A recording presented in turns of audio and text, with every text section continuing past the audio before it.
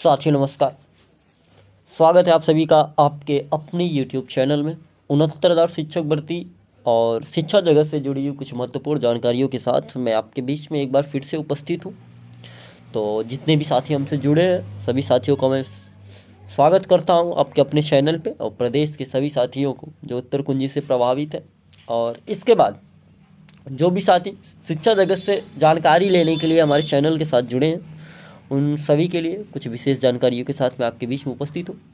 तो चलिए देख लेते हैं क्या कुछ आज जानकारियाँ आपको दे दें और आपके कुछ सवाल हमें तक प्राप्त हुए हैं उन सवालों के जवाब के साथ भी मैं आपके बीच में ही उपस्थित हूँ। कुल मिला जुला के आपके ही सेवा में तत्पर आपके ही लिए जो भी चीज़ें हैं उसको लेकर के फिर से उपस्थित।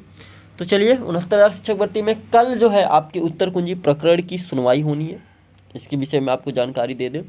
और आज शाम तक जो है काज लिस्ट जारी होनी जैसी संभावना है और शेष पदों पे भर्ती की भी सूचना प्राप्त हो गई है। हालांकि ये सूचना बहुत पहले से ही प्राप्त हो रही थी लेकिन आज क्लियरेंस थोड़ा सा मिला है। हालांकि शासन स्तर से अभी किसी भी प्रकार की लिखित जानकारी या किसी प्रकार के मंत्री वगैरह का भी मान लीजिए ट्वीट वगैरह तो आया था, लेकिन जो है अभी इसमें कितना देर है ये सब सारी चीज़ों पे चर्चा पर चर्चा होगी।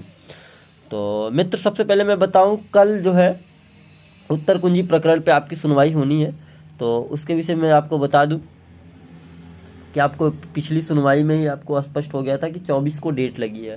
हालांकि 24 को संभावना थी मामले को सुने जाने की, लेकिन सुनवाई हो नहीं पाई थी क्योंकि आपको सारी स्थितियां पता है, उसमें कुछ बताने की ज़रूरत है नहीं किस प्रकार से क्या चीज़ें चल रही हैं। डेट लगती है लगभग 9-10 डेटें हो गई कंटिन्यू, लेकिन जो है हियरिंग हो नहीं पा रही है। ठीक है, और उसी हियरिंग को कराने के लिए पूरी तरह से लगे हुए हैं।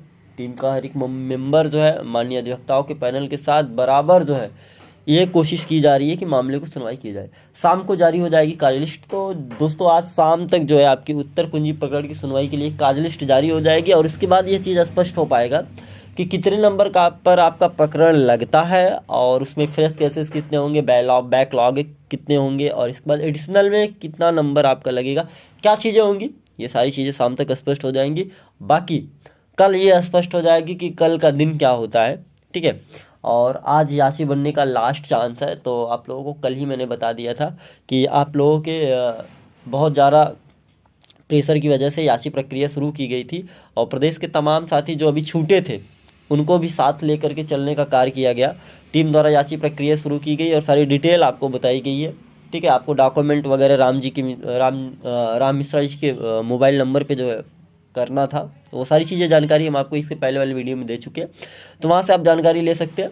और याशी अगर आप स्वेच्छा से बनना चाहते हैं तो बेशक बन सकते हैं। आपसे किसी भी प्रकार की कोई प्रेशर, कोई दबाव, कोई ज़बरदस्ती नहीं है। नहीं आपको बनना है कंटिन्यू, आप नहीं बनेंगे तो या वाह कुछ ऐसा कुछ नहीं है, आपके ऊपर है क्योंकि आपके सेवा के लिए ऐसा किया गया था, क्योंकि आप लोग परेशान थे, बार बार फ़ोन आ रहे थे कि सर जो है याची नहीं बने क्या करें, तो इसलिए इस प्रक्रिया शुरू की गई है। आप अपने स्तर से देख ले आपको करना है क्या है, बनना है या नहीं बनना वो आप तय कर लीजिए।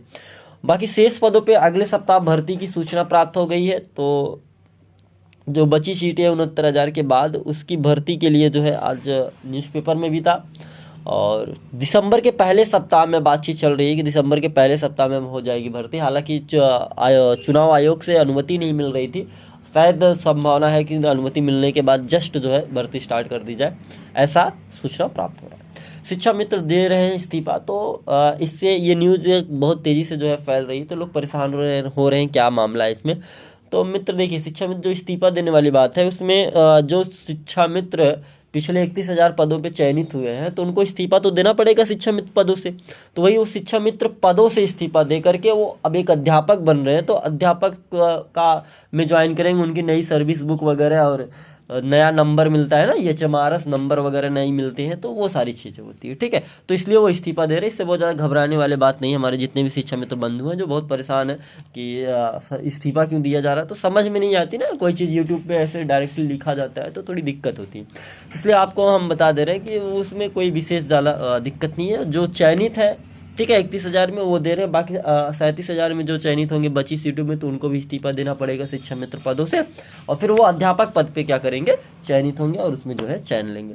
तो कुल मिला जुला के यही सारी जानकारियाँ थी, आपको हमने दे दी। और इसके अलावा अगर किसी भी प्रकार की कोई जानकारी चाहिए तो आप कमेंट बॉक्स में बता सकते हैं, सर इसमें इसके विषय में कुछ बता दीजिए, कोई जानकारी चाहिए तो उसके लिए हम बिल्कुल तत्पर रहेंगे। और जितने भी साथी हैं, चाहे वो डीएलएड हो, बीटीसी, बीएड या शिक्षा मित्र हो, सब आप हमारे साथ जुड़े हैं, सबका मैं जो है तहे दिल से स्वागत करता हूं कि आप सब हमारे साथ जो है जुड़े हुए और सारी जानकारियों से अपडेट रहते हैं। मिलते हैं फिर से किसी नेक्स्ट वीडियो में, तब तक के लिए आप सभी साथियों का बहुत बहुत धन्यवाद।